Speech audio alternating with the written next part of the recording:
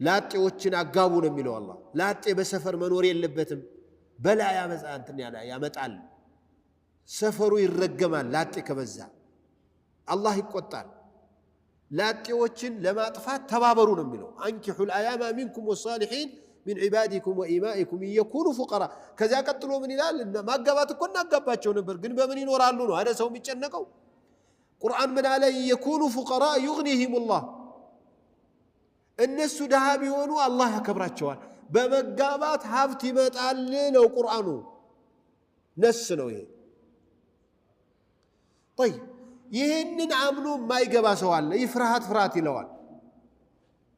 አባይ ይላል። ይህ አጉል የማይረባ ምሳሌ አለ።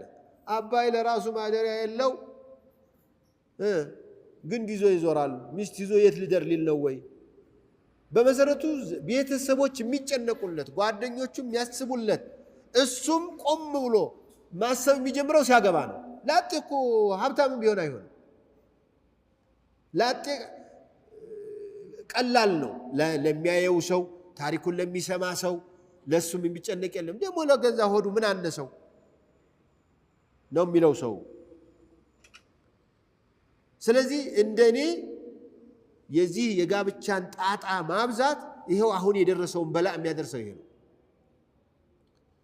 ነብዩ አለይሂ ሰላቱ ወሰላም اذا جاءكم من ترضون دينه وخلقه ሁለት መስፈርትን ያስቀመጡት ነብዩ አለይሂ ሰላቱ ወሰላም ዲኑንና ስነ ምግባሩን የምትደሰቱበት ሰው ልጅህን ከጠየቀ፣ እህትህን ከጠየቀ፣ እናትህን ከጠየቀ፣ አክስትህን ከጠየቀ ዳሯት።